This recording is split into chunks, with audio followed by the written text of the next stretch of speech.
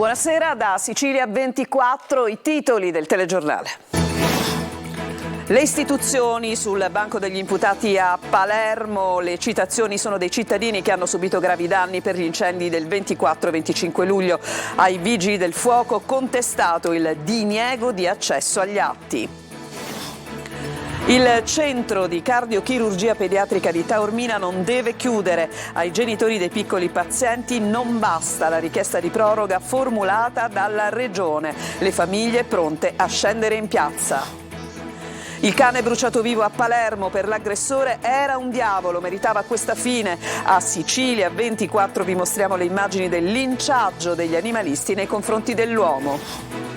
Tentato furto con scasso, ma le vetrine non vanno in frantumi. A Palermo una banda di ladri inesperti prova inutilmente il colpo in una profumeria con la mazza, il casco e con un sasso. Dal televisore alla chitarra a un drone, sono centinaia ogni anno gli oggetti dimenticati in aeroporto. A Palermo saranno messi all'asta. Calciomercato, Deli alla Casertana e Lorenzini al Novara, le prime cessioni di gennaio del Catania. A Messina arriva il difensore Zona.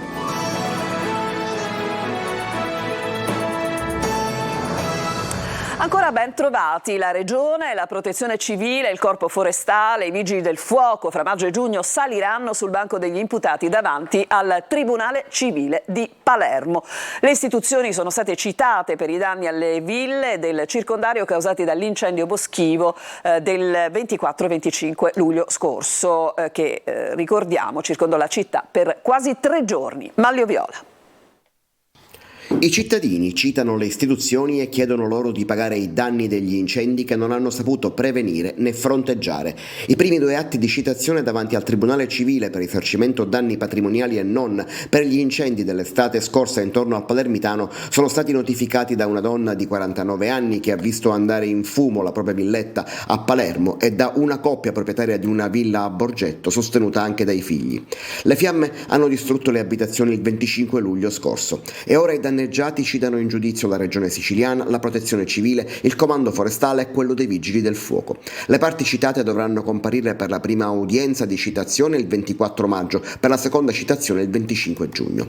Per la villetta di Palermo la richiesta di risarcimento è di quasi 385.000 euro, per quella di Borgetto la citazione chiede che sia il Tribunale a nominare un perito per quantificare i danni sia patrimoniali che non patrimoniali.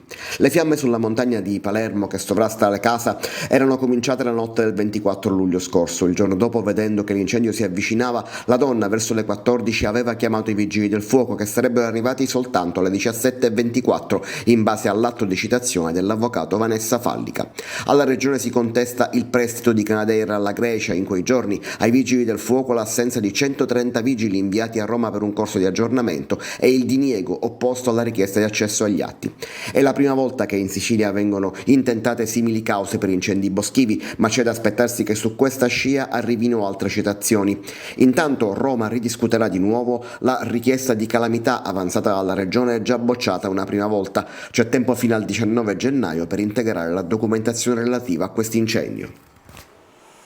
E non si ferma la querela sulla chiusura del centro di cardiochirurgia pediatrica di Taormina. La Regione ha chiesto al Ministero della Salute la proroga dell'attività del centro fino al 31 luglio, ma per le famiglie la proroga non può essere il vero obiettivo e sono così pronti a nuove proteste. Giusy Lazzara. La cardiochirurgia pediatrica di Taormina non deve chiudere, lo dicono da mesi con sempre più forza le famiglie dei piccoli pazienti ricoverati. Questa volta si riaccende la questione per la richiesta del governo regionale di una proroga dell'operatività del centro d'eccellenza al 31 luglio di quest'anno. Nel documento firmato dal governatore Schifani e indirizzato a Roma si legge: in attesa che la nuova cardiochirurgia pediatrica dell'Arnas Civico di Palermo vada completamente a regime, non intendiamo fare mancare cure assistenziali assistenza a chi soffre di queste patologie. Non ci stanno le 40 famiglie siciliane e calabresi che si sono riunite in comitato a dare voce alle loro preoccupazioni. Salvatore Primavera, papà di Matteo, il bambino di 1 anno che alla nascita per una rara malformazione cardiaca ha subito 2 operazioni, una a cuore aperto nei primi 15 giorni di vita. Il Presidente ci aveva rassicurato sul fatto che avrebbe chiesto una deroga al decreto Balduzzi per il mantenimento di entrambi i centri, ma evidentemente la visione della Presidenza non è questa. Nel richiedere il prolungamento delle attività della struttura, la Regione fa riferimento all'elevato indice di operatività registrato nel reparto negli ultimi 6 mesi.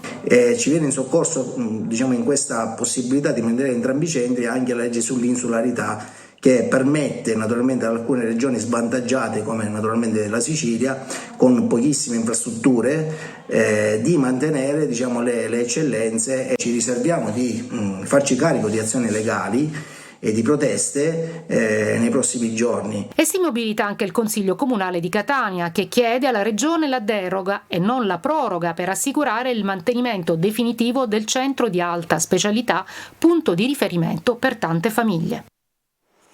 Resta in carcere il 23enne accusato di detenzione della pistola che il 21 dicembre ha ucciso Rosolino Celesia, il ragazzo assassinato nel bagno di una discoteca a Palermo. Il Tribunale del Riesame ha respinto la richiesta di scarcerazione presentata dal suo avvocato.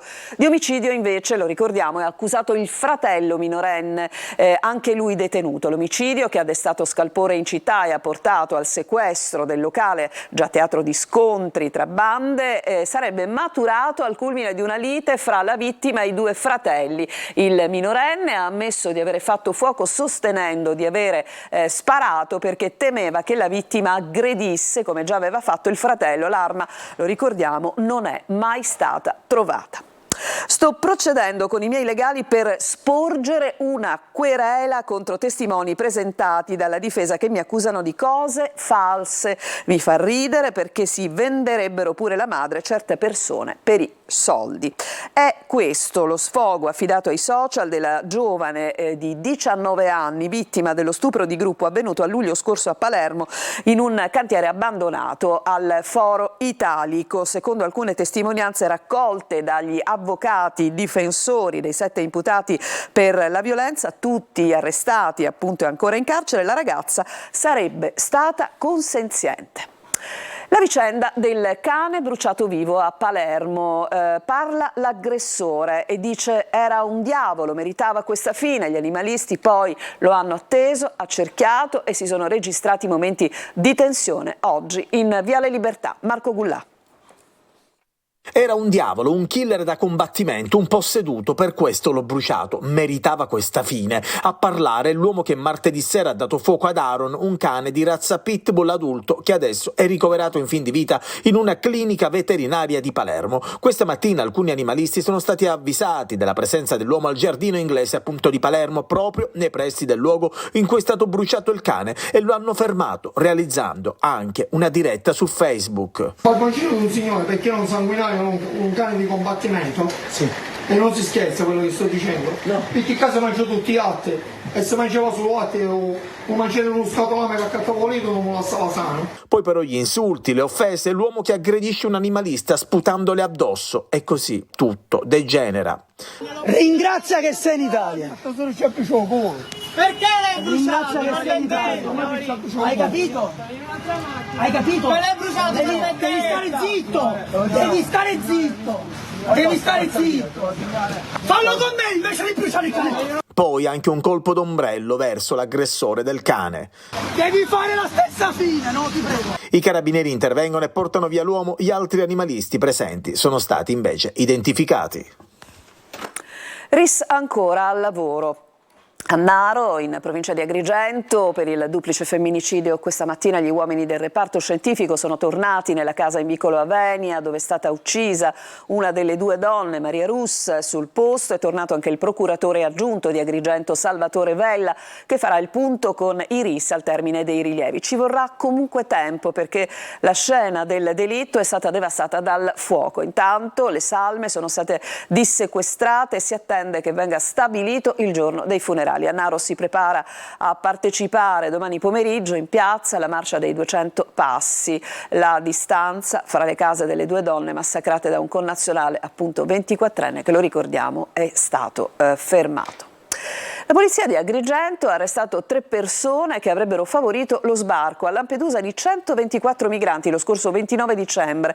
Durante la traversata è morto anche un extracomunitario e nel frattempo riprendono gli sbarchi appunto a Lampedusa. Davide Sardo. 3 persone sono state arrestate per favoreggiamento dell'immigrazione clandestina e morte come conseguenza di altro delitto dalla polizia in esecuzione di un'ordinanza di custodia cautelare in carcere emessa dal giudice per le indagini preliminari del Tribunale di Agrigento. Dalle indagini condotte dalla squadra mobile di Agrigento e dal servizio centrale operativo di Palermo, coordinate dalla procura agrigentina, sono emersi gravi indizi di colpevolezza a carico di un sudanese di 37 anni, un nigeriano di 24 e un gambiano di 43 anni. Lo scorso 29 dicembre avrebbero ormeggiato a Lampedusa una barca con a bordo 124 extracomunitari provenienti dalla Libia. Durante la traversata è morto un migrante. Le precarie condizioni di sicurezza in cui ha versato l'imbarcazione ne avrebbero causato la morte durante il viaggio. E nel frattempo, nonostante il mare in tempesta, 2 sbarchi si sono susseguiti a Lampedusa nell'arco di 12 ore tra ieri sera e l'alba di oggi. Sono approdati 102 extracomunitari in 2 gruppi di 51 salpati dalla Libia. Sono stati trasferiti nel locale centro accoglienza in Contrada Imbriacola. Hanno raccontato di aver pagato $2.000 ciascuno per la traversata. La Corte d'Assise di Agrigento ha condannato all'ergastolo il 66enne di Favara Giuseppe Barba, accusato di avere ucciso l'ex genero Salvatore Lupo di 45 anni, freddato a colpi di pistola in un bar il giorno di Ferragosto del 2021. E adesso cambiamo argomento: strade dissestate, voragini, garage e abitazioni allagate, notte di maltempo e paura in provincia di Catania. Siamo andati nei comuni di Giarre, Riposto e Mascali nel Catanese, dove si registrano i danni maggiori. È andata Emanuela Corsi. Il maltempo ha concesso qualche ora di tregua e nei comuni di Giarre, Mascali e Riposto, i più colpiti dalle piogge torrenziali delle ultime ore, si fa la conta dei danni. A Riposto gli abitanti di questa palazzina sono ancora al lavoro per svuotare i garage totalmente allagati. Ho chiamato 3 botti di pompieri e dice che abbiamo interventi più urgenti e ci hanno abbandonato. E questa mattina abbiamo uscito 200 euro, abbiamo comprato certe motorine, certe cose e abbiamo uscito noi l'acqua del garage. Garage allagati e abitazioni senza acqua. L'allagamento ha causato un cortocircuito e mandato infatti in tilt l'autoclave. L'acqua ieri arrivava qui. Tutto, si era coperto fino a qua, guarda. Qui abbiamo fatto tutti i buchi. Abbiamo fatto tutti i buchi quando se ne andava l'acqua sottoterra. Ci spostiamo nel comune di Mascali percorrendo strade dissestate e piene di voragini. Anche qui la situazione non cambia. Entriamo in questa abitazione dove la proprietaria ci racconta quello che è accaduto. Quando sono uscita dalla porta della cucina l'acqua proprio mi arrivava a polpaccio, quindi riempiendosi il terrazzo si è riempita la cucina e poi mano a mano tutte le stanze, fino alla stanza da letto che è l'ultima. L'acqua era alta, i giochi dei miei figli galleggiavano. A Giarre le scuole oggi sono chiuse per fare una ricognizione dei danni. Al Fermi Guttuso alcune aule sono inagibili per le infiltrazioni d'acqua. Sono circa 3-4 le aule interessate, fortunatamente non tante. Queste aule saranno infatti interdette in attesa di verificare esattamente lo stato anche degli interventi necessari, ma fortunatamente tutto il resto del plesso all'ispezione di questa mattina ha dato riscontro più favorevoli rispetto a ieri. L'amministrazione comunale ha predisposto verifiche in tutte le scuole del territorio dove sono state segnalate criticità e danni. Emergenza sicurezza a Catania. Sono stati vandalizzati gli impianti di videosorveglianza che dovevano ancora entrare in funzione. Sentiamo Tonino De Mana.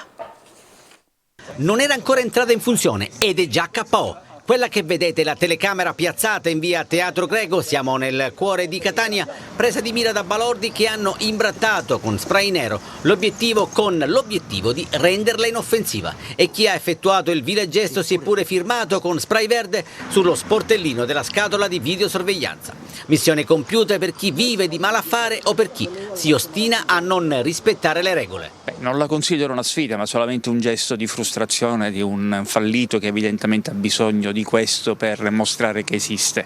Io mi auguro si ravveda, io mi auguro che capiscano che non è che fanno un torto al comune, alle istituzioni, lo fanno alla città, lo fanno a un modo di concepire il rapporto con il progresso di questa nostra meravigliosa Catania, per cui alla fine, ripeto, non pensare tu che l'hai fatto che crea un problema al sindaco, tu lo crei a tutti quanti quei cittadini che desiderano esclusivamente che questa città vada nella direzione che tutti quanti confidiamo. ZTL che deve entrare in funzione e che subisce quindi una battuta d'arresto, e mentre realizziamo l'intervista un'auto a velocità sostenuta procede in senso contrario. Questa la reazione di Trantino. Non è una persona, questo è un idiota. Evidentemente ancora c'è qualcuno che crede che la città sia territorio proprio.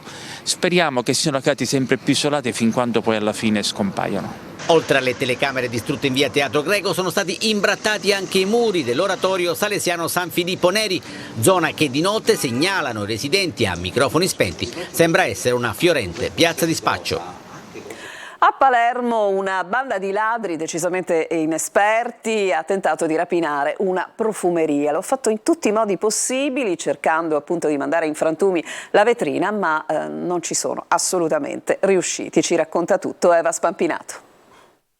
Quelle che vedete sono le immagini delle telecamere di sicurezza di una profumeria di Piazza Amendola a Palermo. Un agguerrito gruppo di 5 uomini si avvicina con sicurezza all'ingresso del negozio. Piumini, cappucci, volto coperto. Si teme ovviamente il peggio. Ma poco dopo, quella che sembrava una rapina in stile Berlino della Casa di Carta si trasforma in una scena delle più nostrane, comiche di Paolo Villaggio. Sì, perché i ladri pasticcioni sono riusciti a fallire miseramente il colpo e in modo maldestro. I 5 si piazzano davanti alla porta a vetri della profumeria, uno di loro tira fuori un grosso martello, prende la rincorsa e incomincia a scatenarsi contro la porta a vetri. Ma dopo diversi minuti e 7 tentativi si rompe il martello, senza nemmeno fare un buco. I ladri incapaci scappano, intanto scatta l'allarme. L'istituto di vigilanza privata a cui si affida la profumeria chiama la polizia e in poco tempo intervengono le pattuglie del commissariato centro e dell'ufficio prevenzione generale che bloccano uno dei 5 ladri. Il più grande del gruppo infatti non si è arreso all'idea del fallimento e dopo essere fuggito è ritornato con un casco in mano. Mossa inutile, ma non demorde, lo vedete. Si fa un giro e ritorna con una grossa pietra, pensando di riuscire ad aprire un varco. L'unico accesso che è riuscito ad ottenere è stato quello per la prigione. Adesso ci fermiamo, una pausa, torniamo tra poco.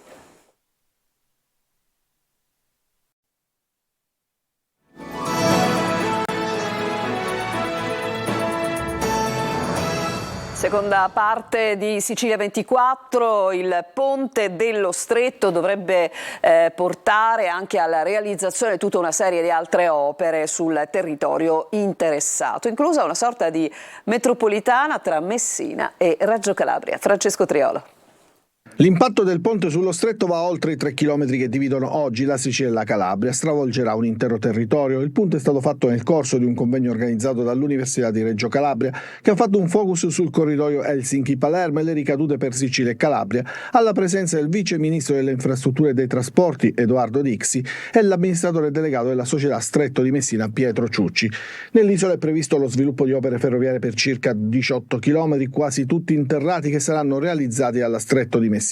I binari partiranno dall'asse della Torre Nord sino a Gazzi, dove il comune di Messina ha chiesto si realizzi la nuova stazione centrale e che farà da hub per Catania e Palermo. Ma su Messina sono previste alcune fermate metropolitane, sotterranee a Papardo, Annunziato e Viale Europa. Quest'ultime, secondo il progetto di RFI portato al tavolo del convegno dal presidente Dario Blobosco, rilancia il progetto della metropolitana dello Stretto con 8 fermate tra Reggio e Messina, lanciato lo scorso anno e già portato all'attenzione delle commissioni parlamentari di Ambiente e Senato sul ponte sullo Stretto. La realizzazione dell'attuale stazione di Messina consentirà il recupero, inoltre la riqualificazione della zona falcata della città, con il ripascimento del litorale, ma non si ferma qui il recupero delle aree previste a compensazione per la città di Messina, perché attraverso la dismissione di patrimonio di RFI e ANAS si potrà rigenerare e ricucire il tessuto urbano tra la faccia a mare e la zona centrale della città, con la creazione di nuovi spazi e nuove funzioni. Sono davvero centinaia ogni anno gli oggetti che i passeggeri dimenticano in aeroporto e sono di tutti i tipi. A Palermo verranno messi all'asta. Il servizio.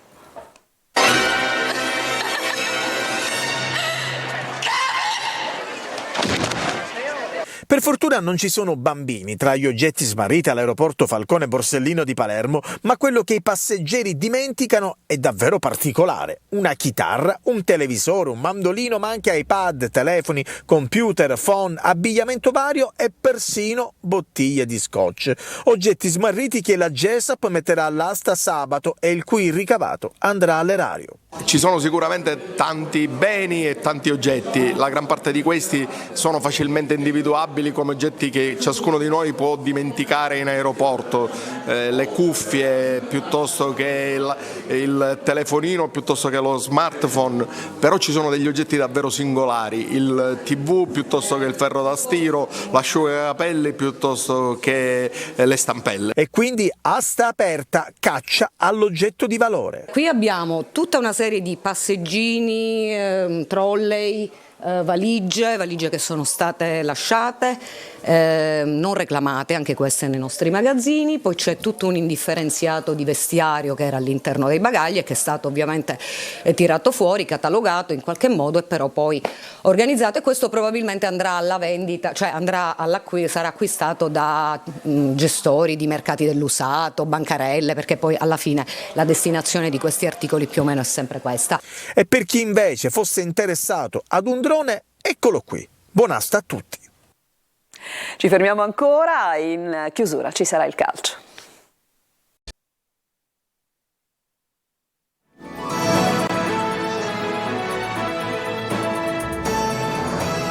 Siamo tornati in studio con il calcio mercato che è in piena attività per il Catania, 2 le uscite nel pomeriggio, altre ne stanno arrivando. Si muove anche il Messina, mentre a Palermo si vive un momento di stand-by. Francesco Triolo. Dopo i 7 arrivi in casa Catania, inevitabile che le porte restino aperte in uscita per quella che rappresenta una vera rivoluzione, altro che mercato di riparazione. Che bisogna sfoltire è evidente, qualcuno già nel pomeriggio ha salutato. Deli è stato ufficializzato a titolo definitivo dalla Casertana, mentre Lorenzini va a Novara, dove troverà gli ex rossazzurri Pietro Lo Monaco e Cristian Argurio. Altri sono pronti per partire, i prossimi sono Maffei, Alfiore, Insuolo e Dubicas alla Feral Pisalò, ma altri rossazzurri restano in uscita, Rizzo, Radinetti, Mazzotta, De Luca e Marsura, quest'ultimo possibile pedina in uno scambio. Intanto sono arrivate le prime parole di Contec, il rossazzurro, il difensore voluto da Lucarelli che già lo aveva allenato. Quando sono arrivato in Italia 3 anni fa, è arrivato lui, è il mio primo mister, abbiamo vinto il campionato, adesso sono ancora con lui, sono molto contento. Pure già conosco Celli e altri giocatori che abbiamo giocato contro. Giornata di arrivi anche a Messina, ufficializzati infatti gli ingaggi dall'Arezzo del terzino sinistro Samuele Zona, classe 2002, che ha collezionato fin qui 2 presenze in Lega Pro e 79 in Serie D, e del secondo portiere Edoardo Piana, anche lui under 2003, in prestito dall'Udinese. A Palermo le operazioni principali sono in stand-by, la società rosanero vuole rinforzare l'organico con 2-3 giocatori, uno per i quali sembra di essere ai dettagli è Filippo Ranocchia, mezzala in arrivo dall'Empoli. Con questo servizio si chiude questa edizione di Sicilia 24. A tutti grazie per l'attenzione, buona serata.